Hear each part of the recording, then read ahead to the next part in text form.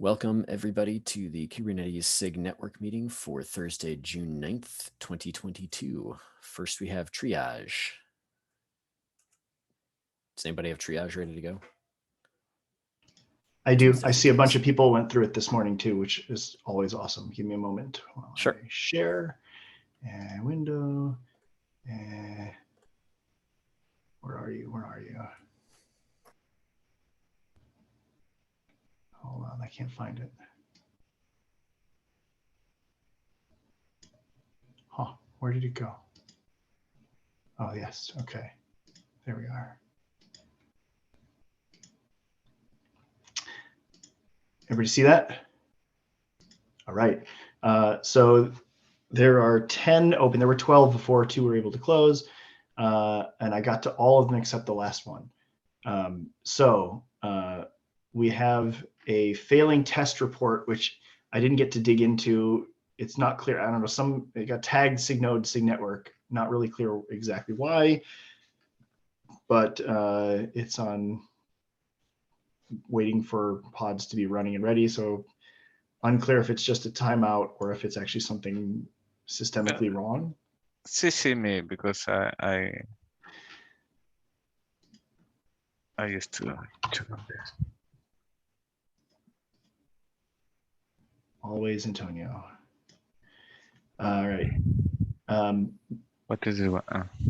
This bug is a report around endpoints, not endpoint slice, not cleaning up when the last endpoint leaves a service. I don't know if it's real, if it's new or what, but it's a good bug report. And do they say which version of Kubernetes they're using? They say the endpoint slice proxying feature gate set false, so that's no longer possible. We don't support 121 anymore, do we? It's 4 weeks end of life. I think that's this month is end of life. Yeah, so we can get away with saying, don't care. But if it's a real bug, like if we're really not cleaning up endpoints, there's somebody out there who's still using endpoints. It's just, well, it's not clear whether it's actually in the endpoints or if it's actually just kube proxy that's leaving a mess. That I didn't pick up. But I mean, they did say it was only the legacy bits, so it's not a problem with endpoint slice, right? Sure, but we know that there are people out there who are using the endpoints API.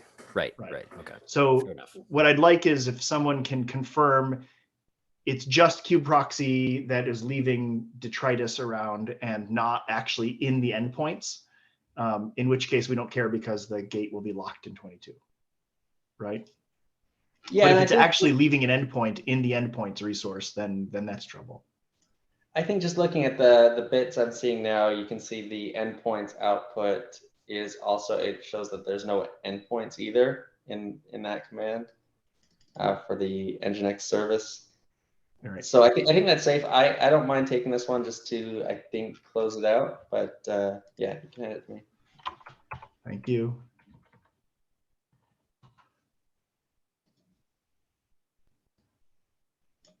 All right. This one I just tagged somebody from Google. So we have this issue is the request for a feature, really, being able to change IP families per pod. And there's some good discussion here. It's actually a really interesting thread to reread. I thought I would open it here to see if anybody had net new thoughts they wanted to discuss about it. If I can summarize the thread, it comes down to, but how would you tell the CNI what you really want? We could add APIs. We could add something like the service IP family policy to pods.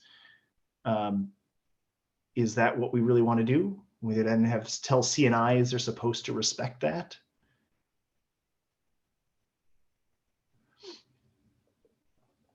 Anybody? I don't think that we should kill the CNI people with the IP families thing. I mean, you just go to the service implementation and all the dance that you have to do to infer the family and the combinations. It did get simpler towards the end of that cycle, but yes, it is not a pleasant document to write as to how that works.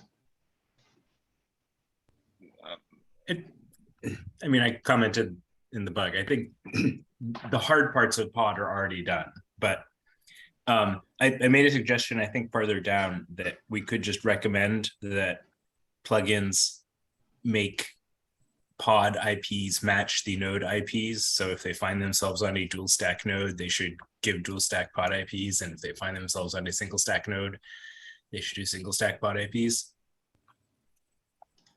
That seems like a reasonable thing to start with. I'm not sure that that's the semantic that's being requested, though. The person reached out to me and I asked him to open the issue, and I think that the main problem is they have these legacy applications and the security people tell them they cannot have anything listened. I don't remember exactly. So I'm not sure he was asking for something specific. Go ahead, Lars. Yeah, I believe that this has come from Ericsson in some way. And I asked another guy, and he said that it's out of fear rather than anything specific. They believe that just if they have an IPv6 address, bad things could happen. But the more experienced network users say that it cannot happen. If you open an IPv4 port, you will not receive IPv6 traffic, and that's why what it is. But I believe the use case with the IPv4 addresses being a scarce commodity and IPv6 you can use as many as you want is a very, very good use case.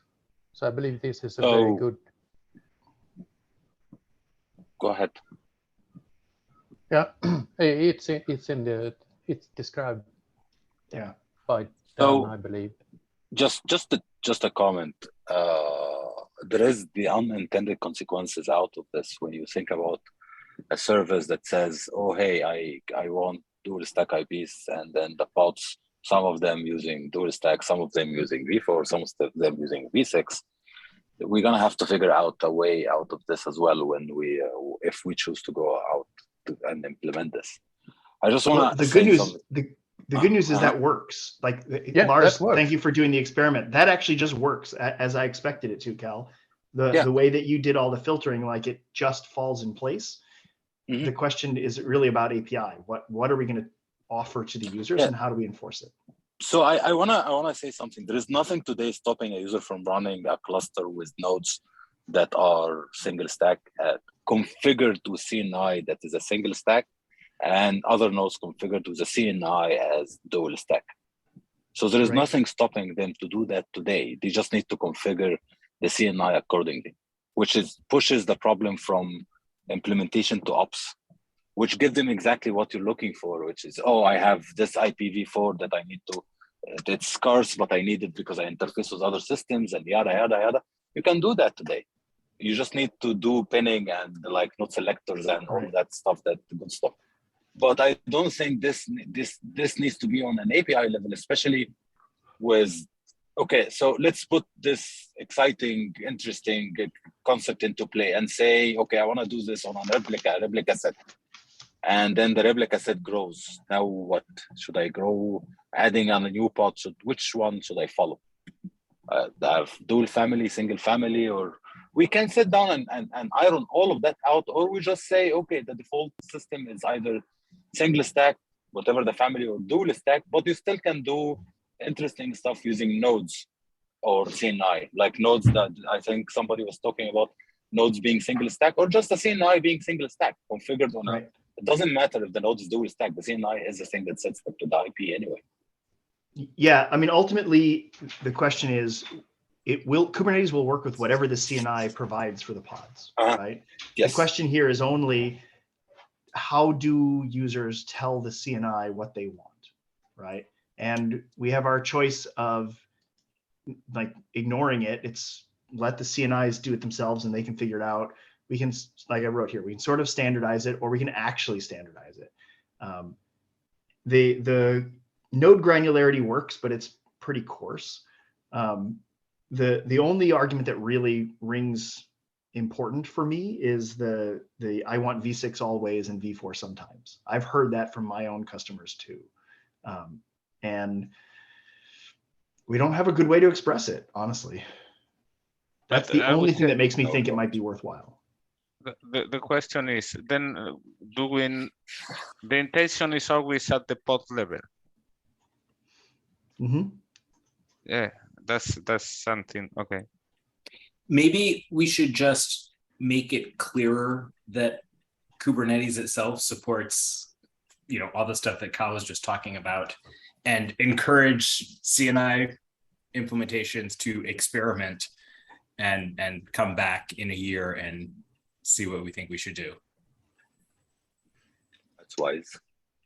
We could do that. Do the CNI, like, do you have an implementers meeting where you get like all the various implementations together to chat every now and then? I think this is it. Okay. Okay. Well, okay, let me then speak to the CNI implementers on here. It would be really awesome if you all could pop into this particular issue and weigh in on your thoughts here. Like, if we added a pod API here, would you respect it? Would you be willing to implement it that way? Do you hear this demand from your own customers or users? However, it would be useful if people could jump in here. And you can ignore my multi-network. It's sort of a sidetrack, but I found this to be very interesting. Lars, I really appreciate that you did the proof. I thought that it would work that way, and I'm glad to see that it actually does. It was a cool test. And it was very simple. I just rewrote the IPAM section between creating new deployments. So it was super simple to do. Great. Tim, I remember during the discussion of services and remember the family and the fields, you did something around a survey or a call out for something, and people responded. And it was one of the reasons we decided to go like the rewrite approach. Can't we use a similar approach, like call out, like, hey, how much of this is needed, and so on? I don't remember exactly. Was it a survey, or we just sent an email and asked people to comment? Yeah, I forget too. Maybe we did a Google form or something. Yes, I remember something, but I don't remember details. I'm sorry. It's we like could a do year that. ago. Yeah, a year or more, which is 10 years in cloud native time. Yeah. I believe this is in the same area as the bandwidth limitation thing. And I think that was a mistake to try to soft standardize it. I completely agree with that. Yeah, I completely agree with that one. This feels. Go ahead. Yeah, it's similar because the CNI plugin have to read an annotation in the pods while they are creating the pods, and this would be basically the same thing. So I believe that at least those who implement the bandwidth code already has the code in place. They just have to extend it to some family setting. Well, yeah, I wonder if this would, like, if we went this route, suppose we had a real API, would we make the CNIs themselves interpret the API, or would we actually like up level it into the runtime and make the runtime call CNIs with parameters?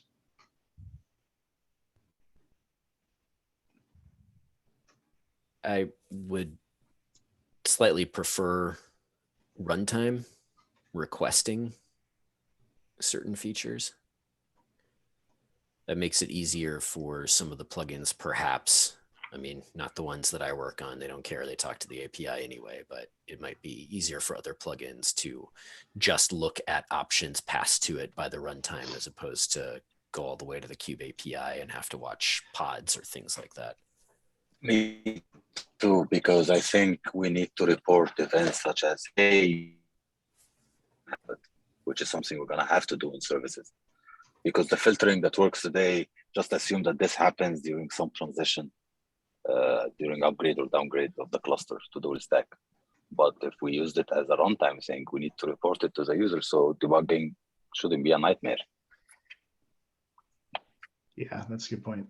Okay, let's wrap this issue. I'll do some follow-up, try to capture some of the thoughts, and propose maybe to do a form or something that we can send to.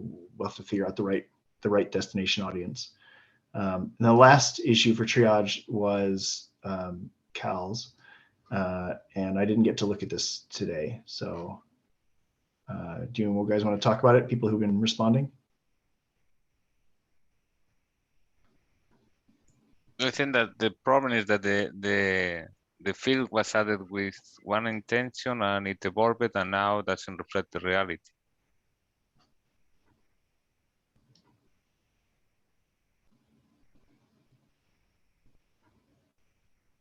Well, I'm reading. What is the alternate implement? It was added as like, you should apply this firewall at your load balancer. What are other people doing with it?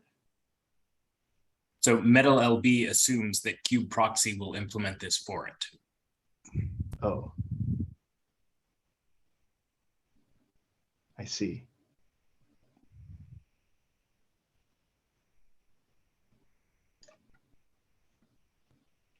I think that the problem is the intersection between load balancer, this field, and the cloud firewalls.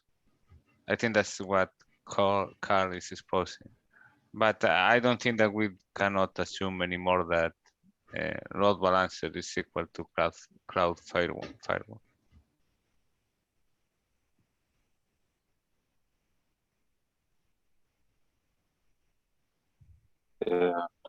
We talked about this the last time, and we didn't find a way out of this. And we didn't. Yeah. Okay. Well, it looks like the conversation is still going, and we're 23 minutes in. So let's move on to the agenda. This issue stays open. I'll circle back to it and make sure I comprehend it. Yeah. Okay. I will yield triage then.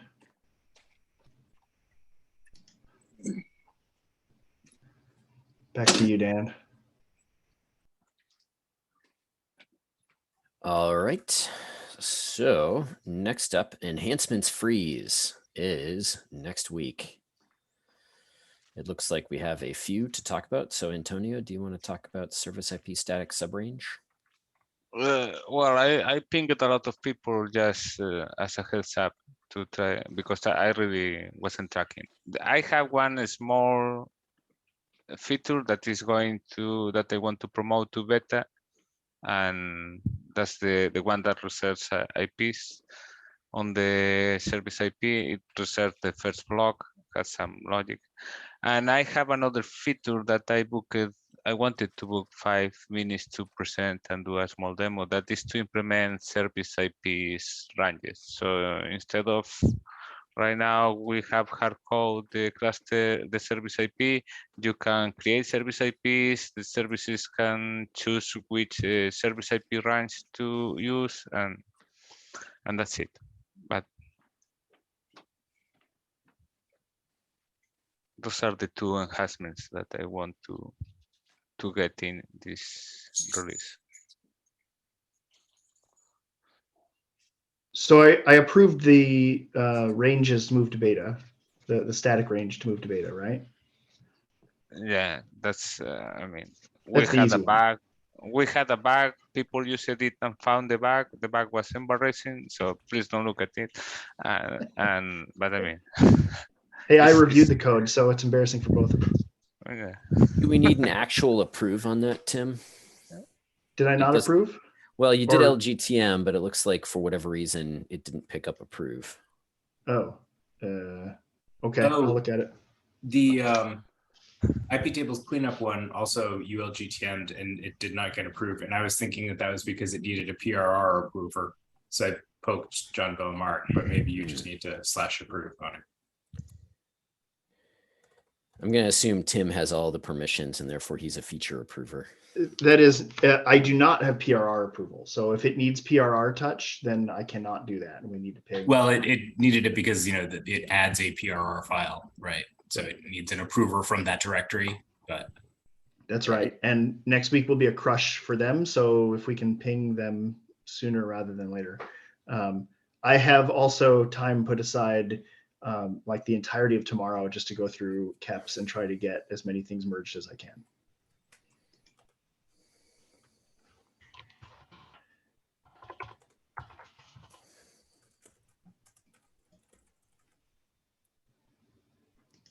Other people want to talk about KEPs that they're trying to move forward, or should we go through the KEP dashboard? One thing though, Tim, technically you have feature approver. I don't know what that means. That is what Antonio needs for his approve, it looks like. Okay, let me find the, I've got on my issue here. I've got my list here. I'll run through it after we're done talking and approve. Okay. All right. Okay. So next up, Rahul.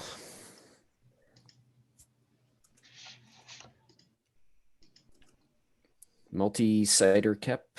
Let's see. We shouldn't need to do anything more. All right. So PR for the API and follow up.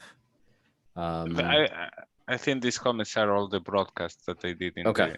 the all right. Cool. Okay. So in that case, next up is Sanjeev. Let's try to time box this maybe to 10 minutes if we can. I know it might take us a couple of SIG network meetings to get through. Last time we spent quite a while on it. So Sanjeev, if you're around, let's pick up where we left off. Okay.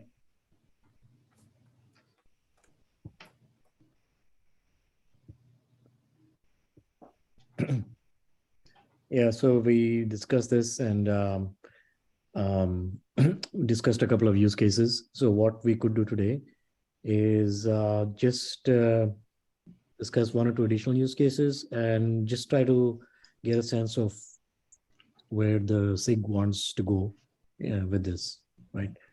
So I'll just put the core questions out so that we can think about this. And if we can get a feel from the group about some answers, then that'll help us guide what we should do or should not do going forward. So the questions we would like to get answered is, what should be the priority of this feature? And can we continue to collect more use cases? So please think about what you feel in terms of whether this is high priority, low priority, or something we should never do. Also, what kinds of multi-cluster deployment models do we want to target? Do we want to target all kinds of multi-cluster deployment models or a specific subset like flat network models and things like that? How much of this should depend upon the MCS API? Should we define this policy assuming there's an implementation of the MCS in operation, or should it be broader than that?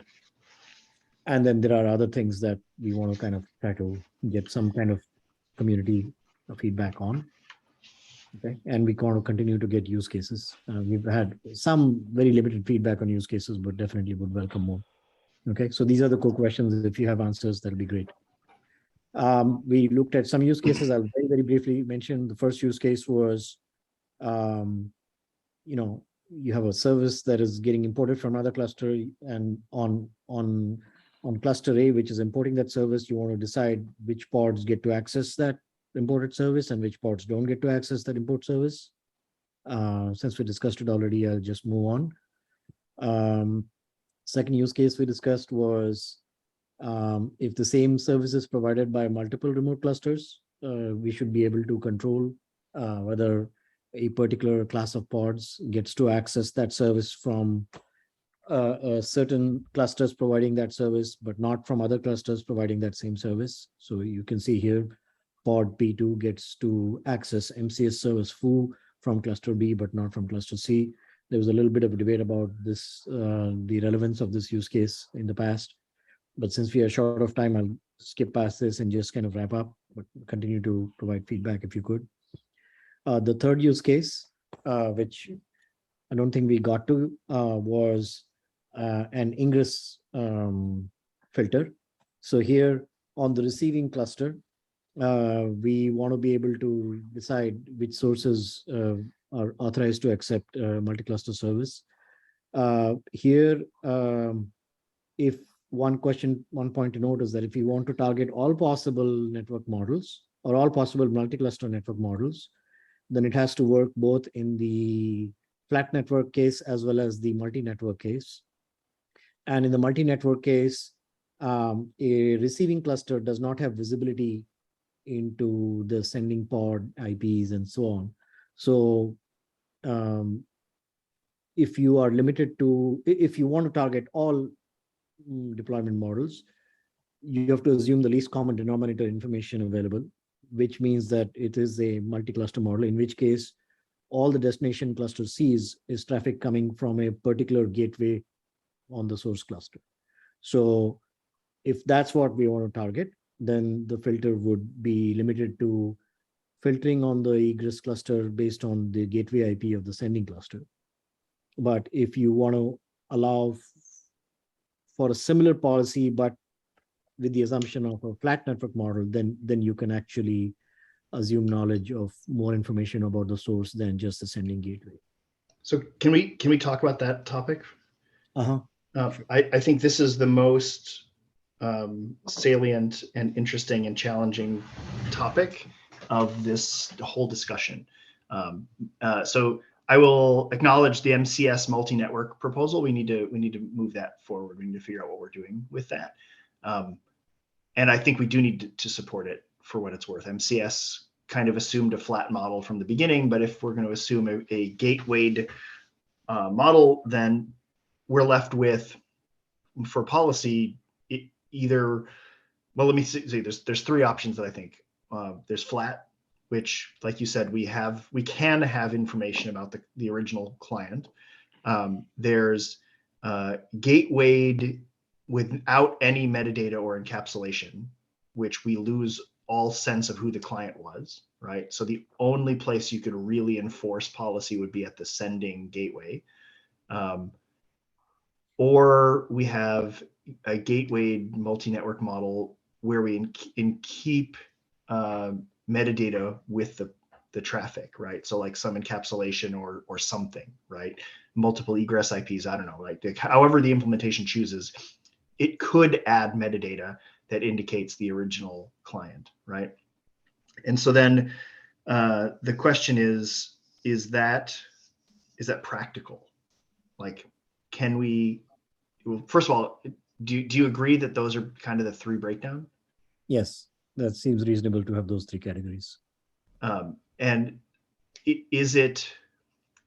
would it be sufficient if we said, hypothetically, we expect that it works in a gatewayed model, but it's up to the implementation to figure out how to implement that. And some implementations, if they can't carry metadata, like they don't want to set up you can't see my mouse, but if they can't set up an encapsulation between the egress and ingress gateways of the two clusters, then they have to enforce policy at the sender side, and that's just an implementation limitation. Like, is that acceptable? Well, they can do both. They can enforce policy at the sender side and a coarser version of policy at the receiver side.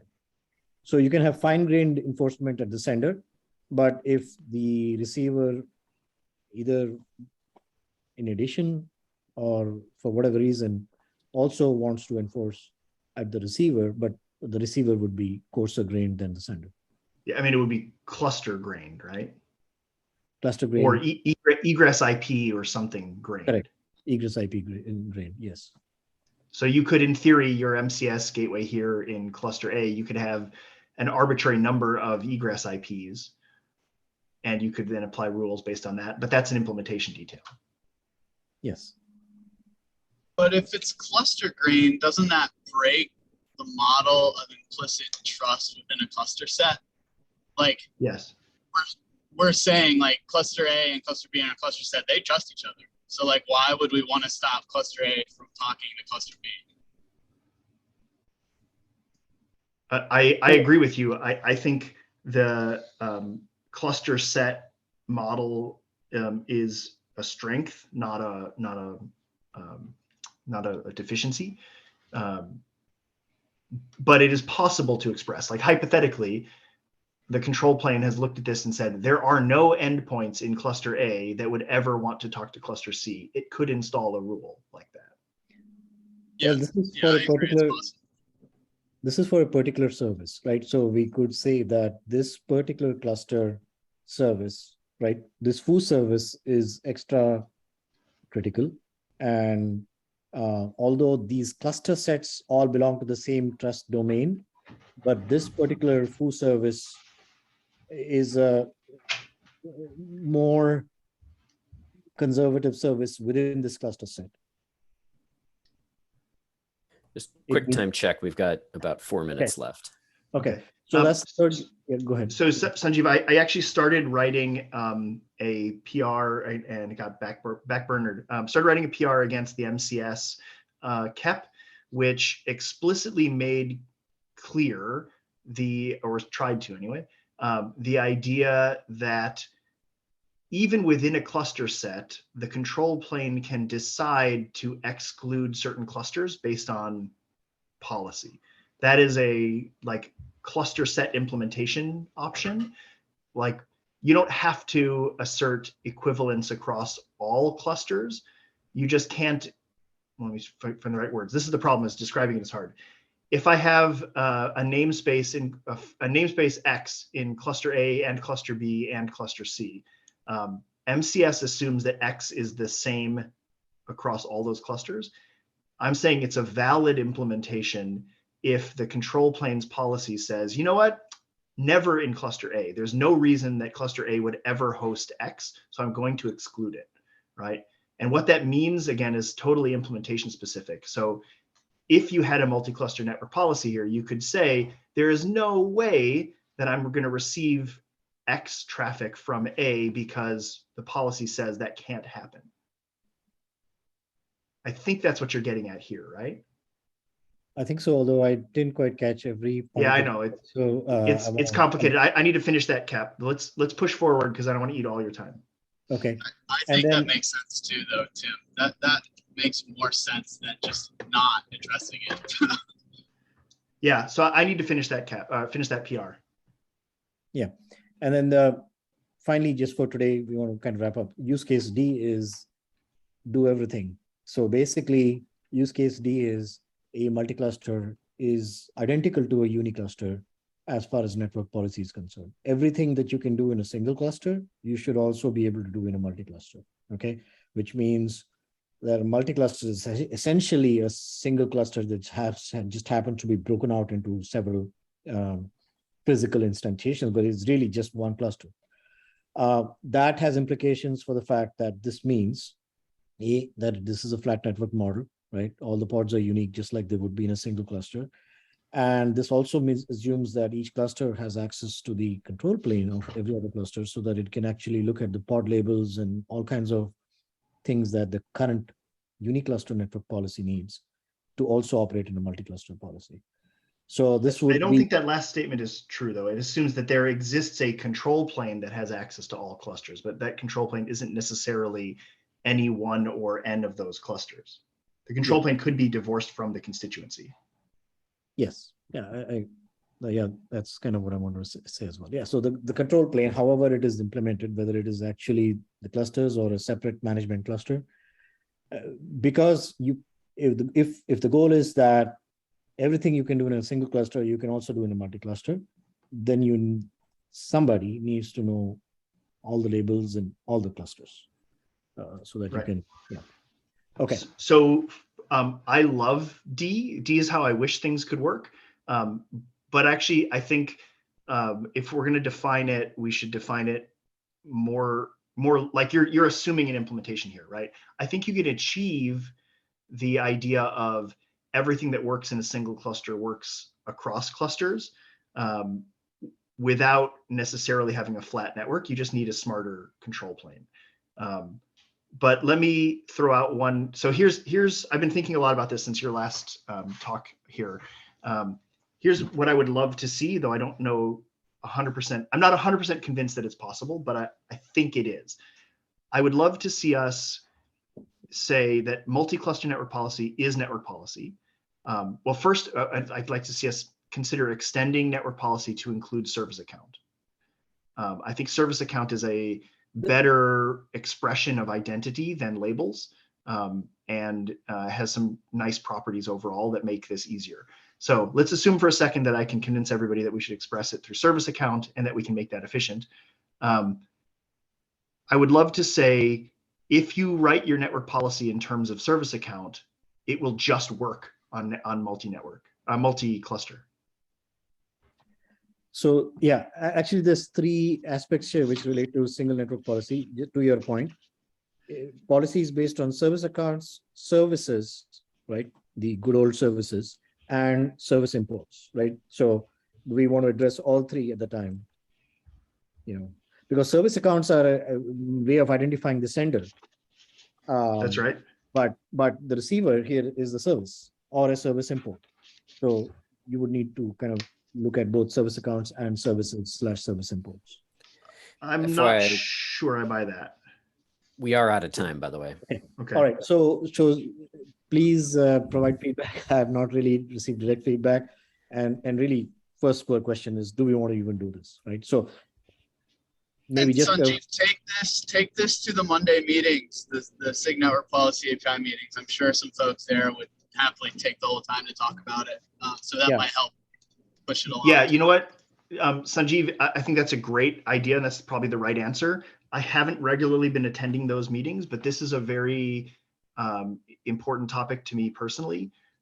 So let me know when you're going to go to that meeting, and I will make sure that I attend that one. Just don't make it this coming week because Kep freeze. Okay. Yeah. But meanwhile, please, all of you, just for a starters, just answer the question, do we need to do this? And then we can go from there about use cases and all that. Yes, we need to do this. We need a multi-cluster network policy, something. Okay. All right. Yes. Please provide feedback. The link is there in the agenda. Thank you. Thank you. Okay. Next up, Patrick, state of Ingress controller conformance.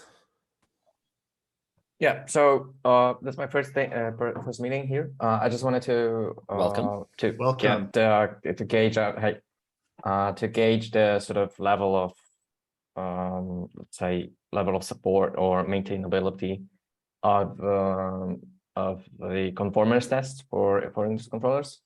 So I've submitted one note is that I've already noticed that the project didn't build for Darwin, so I submitted a very small PR. That's just a nuance. And then the second thing that I wrote in the doc is that I'd like to know whether anyone actually keeps tabs on the state of the project and whether there's sort of regular checkups being done. I have seen that there was no sort of active maintenance, so to speak, recently. So I wanted just to get your input on this. Yeah, I think that project has largely been considered complete, and I don't know of any active maintenance on it. I could be wrong on that, but that's my perspective.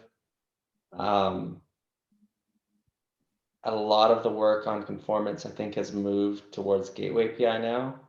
I'd say Ingress as a whole has generally been marked as a complete API. And there's not a whole lot of new effort in any direction around that. All right. So do you maybe know, or anyone here knows, whether there's a active effort in actually running and maintaining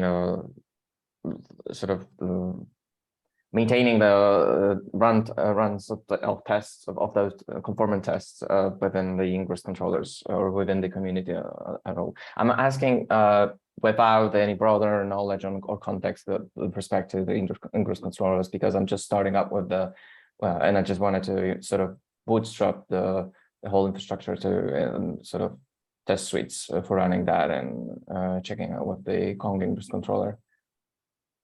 And whether that actually makes sense at the current state of affairs. That's sort of context for my question. I think the tests as they exist right now are accurate.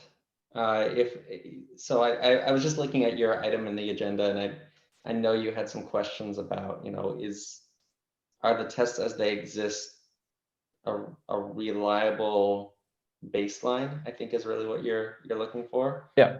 And my understanding is that they are. I looked at the test failures, and the tests make sense, that to me at least, as they're written. But if there's something that doesn't seem to add up, or maybe doesn't line up with the spec or something like that, definitely add an issue, or maybe ping on Slack, because I know that, like you're saying, I don't know that there are that many people actively watching that repo anymore. I wish there were, but yeah. Okay. And I think Bowie's not on this call, but I can check in with him afterwards. I know he can approve PRs in there. I don't have that access, but that may be good to get, like you said, get the build working again. Okay, cool. Okay, thanks.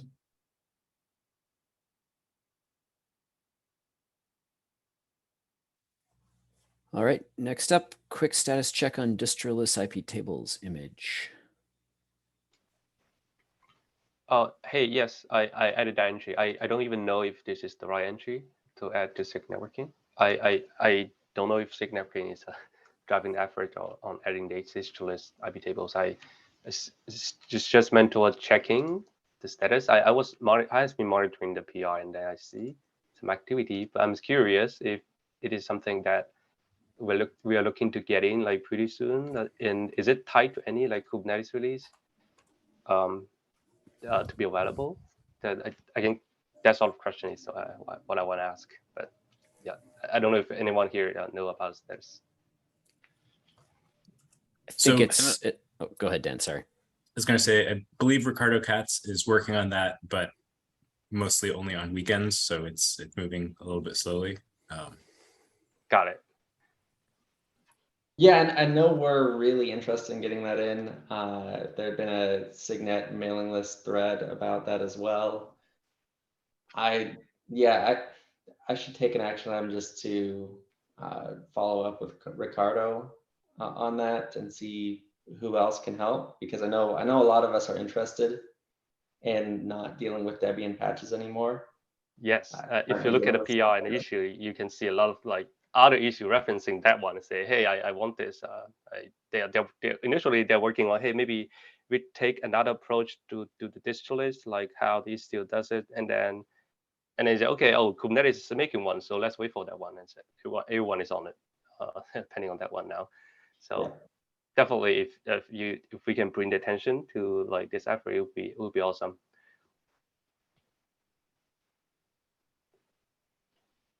Yeah, it's pretty much just a status check. I have no more to say about it. Thank you. Okay. Then next up is Antonio. Yeah, why don't you go ahead and do your presentation quick? Let's try to keep it to like 7-8 minutes, if that's okay. Yeah, I can go fast. How can I share the screen? It should be enabled for everybody. Okay. So there should be a button at the bottom that says share screen. There you go. No, but this is not what they want. Nope. It's blank white. Why? Okay. No, it's sharing the.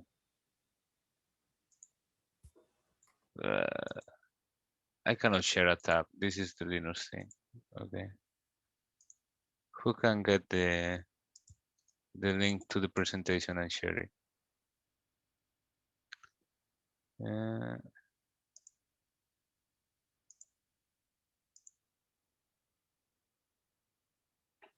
Do you have that link somewhere? Yeah, and I'm copying it. Okay. All right, hang on a sec.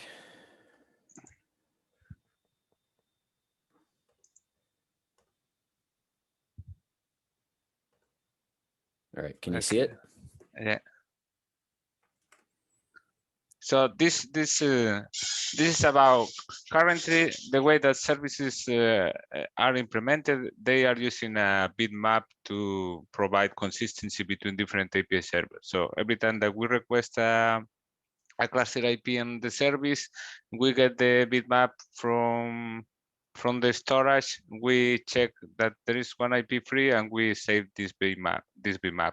What the implication of this is that you need to keep writing a bitmap in each CD for every service that you want to create, and that imposes limits on the scalability of service, for example, because the bitmap, you cannot really compress the bitmap, and if you want to use IPv6 networks, it grows too much and it blows each CD, and you put a big penalty on each CD.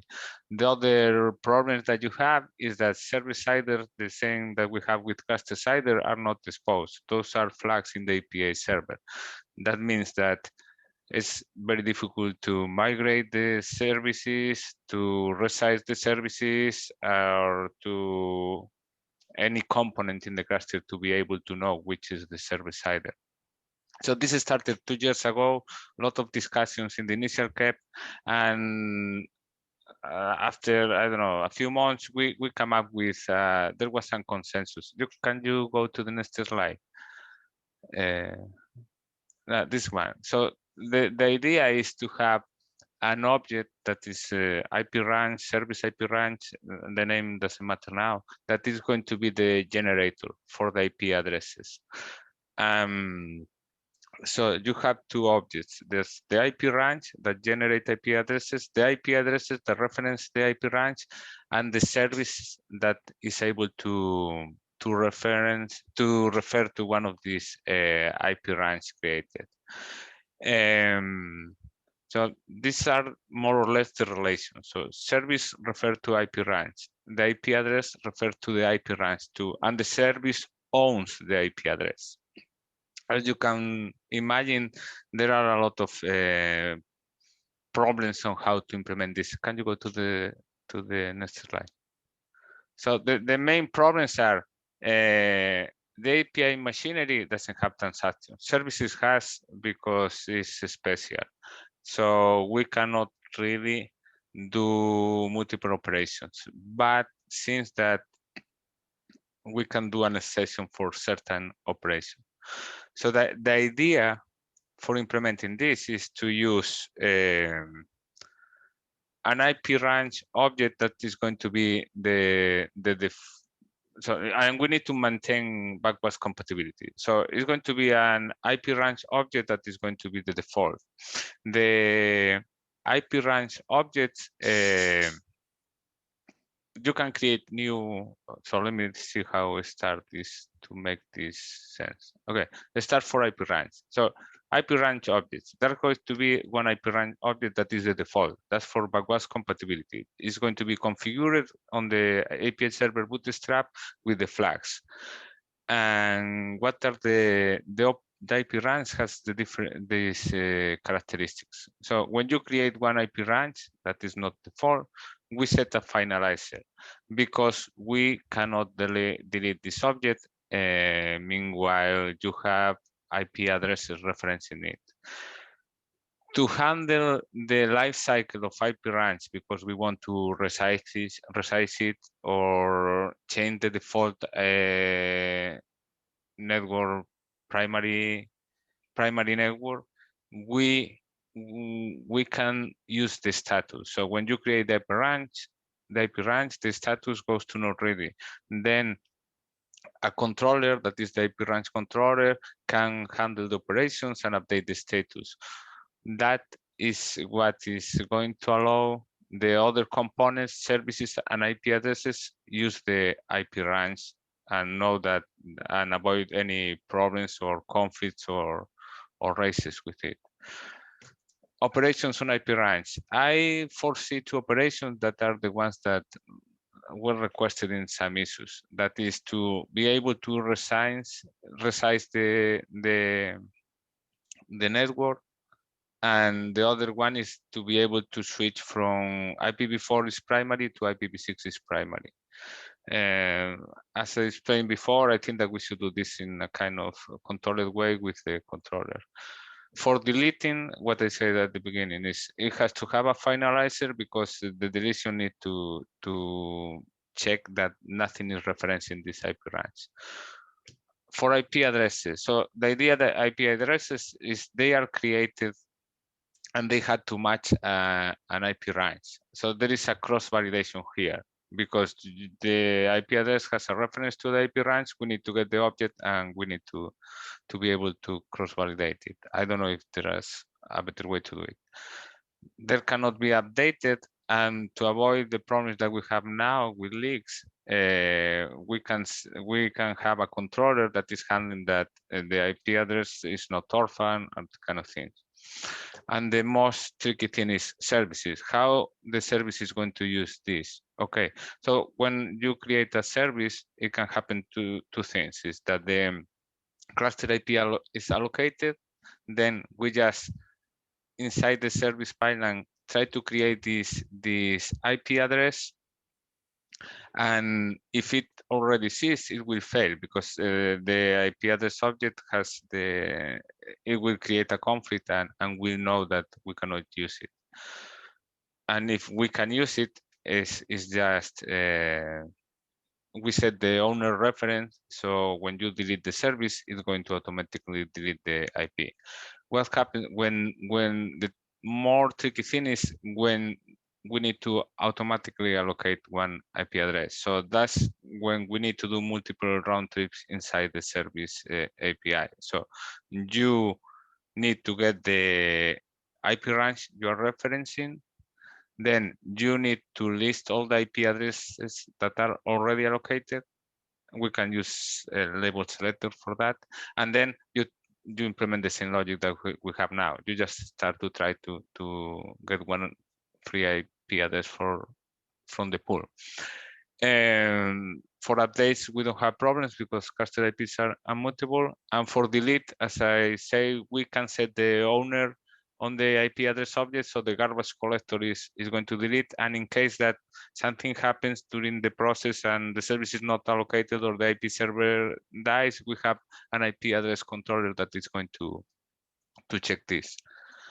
And if you go to the last one, so to do is this, I have a prototype I wanted to demo, but it's not going to, I'm not going to have time. It's very complex. The soon that you start to do things, you start to see corner cases, edge cases, and a lot of things. There has a lot of things that I know API machine is has to weigh in, and we have seen that for those reviews too. But I mean, I checked other APIs, they are doing similar things, but I expect a lot of back and forth on that. So, Antonio, I think I'm excited about this API, right? I mean, obviously I've invested in it already, but I think it's not as scary as you make it sound. I think the lifecycle stuff is interesting, but it's already pretty well thought out. Like you've thought it out. I think the garbage collection and owner references handles and finalizers handles almost everything we need to handle. So I'm not as pessimistic as you are on this, but maybe that's my rosy glasses. No, the pessimist. So the pessimism here is not in the feasibility. It's in the time to. I mean, I expect this to take us same as dual stack. I mean, 6-8 releases to get into. I don't think it'll be that bad. I don't think it'll be that bad. No, okay, then. But the as I say, I have a prototype working, and the thing is, it's really nice and it works really well. I have to measure the performance impact, and the other thing is all these edge cases between you create something dies, what happens. But I think that with the controllers and the finalizers, we have it covered. Yeah, I think we've got it. In fact, I think I think it can be even simpler. I don't think service needs a ref to the range. I think service can be unchanged, I think. How do you do for having multiple IP ranges? the finalizer on deletion just keeps track of which ranges have allocations pending and won't release the deletion until those are clear. Anyway, we can take that back to the cap, but I think it's not even as complicated as that. But those are the sort of things that, I mean, are machinery. I don't expect, there are tons of solutions. And that's it. Service does something that I think no other API does, which is do a secondary etcd transaction in the context of the first transaction, right? But we already do that. And there are other APIs doing crazy things. So the Pods API is even worse. That they start to create speedy and opening connections. I mean, well, okay. I mean, those are weird corner cases. But like, I don't know anybody else who says when you create an X, I'm going to pause that, create a Y, and then come back and finish the X. Okay. Right? Then you're right. But we already do this in the bitmap, right? So it's not worse than it is today. In fact, it should be better, right? Because it'll be more small. The resources will be smaller. Yeah, for for context for the people that was not in the initial cap, the main pushback from Wojtek and Daniel Smith was what happens if in between an operation you are not able to finish? How do you clean up that mess? And this is what Tim is saying is we can solve it with the finalizers and the controllers. We are sure that we are always this is what finalizers are for. This is why finalizers are as flexible as they are. One random question. Do we intend to allow a service, the person creating or the thing creating the service, to select the range it wants, or is that out of scope? Antonio, you answer before I give my opinion. So the way that I model it is that you can create different services ranges, and each user can select the range that they want. But that's how I foresee people is going to use this. Okay. And I would like to argue I'd like to argue no. Why? You should not allow, yeah, because why? Because it's an IP address. You can specify the IP you want, which will imply which range, right? But you shouldn't specify which range. Especially when it's a web, it doesn't really matter. It's a web. So the guarantees around the family and the stability of the IP are more important than the range. Yeah, but let me put this user story. Imagine that you have the cluster, you are the admin of the cluster, and you want to force some people to use these pips and these other people to use these other pips because somehow you need something. I mean, you can do that with a webhook or something. Yeah, I have never heard that requirement for real. So my default answer is we shouldn't build for it unless we know that it's necessary. If that turns out to be a real requirement, then I'm willing to entertain it, but I have never heard anybody say that. So I have heard that on the external IPs because it matters. Yes. But VIPs for service on a cluster, I did not hear it as well.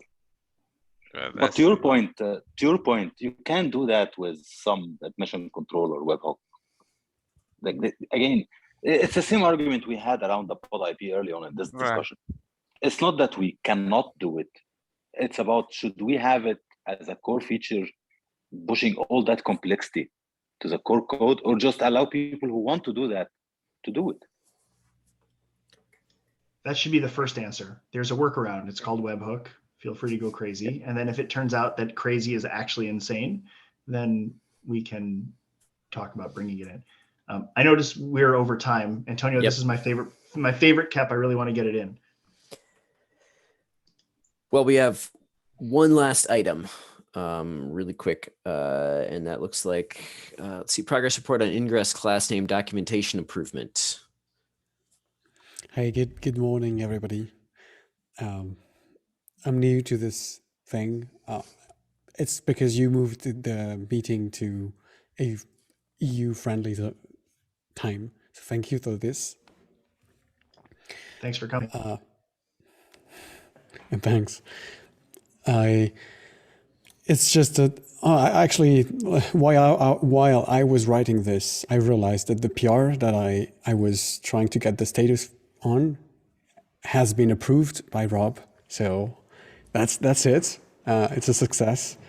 Thanks for the, so I participated to this Ingress class name conversation because as someone, so I'm on the submerge team and I interact with Ingress controllers a lot. And when we implemented the gateway API, we struggled and we made mistakes because we didn't, sorry, not the gateway APIs. When we supported the Ingress class name field, we made mistakes because we didn't understand it properly.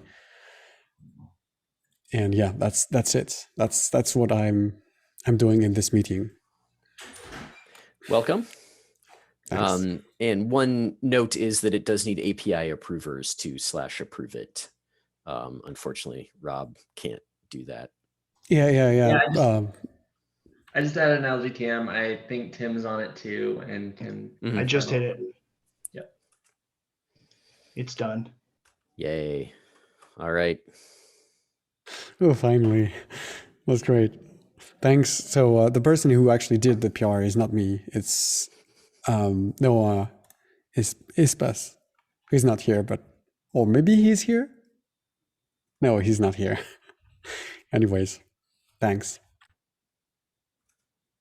Thanks for following up.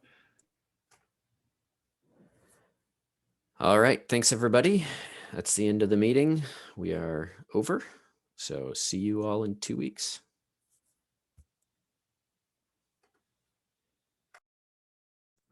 Thanks, everyone. Bye.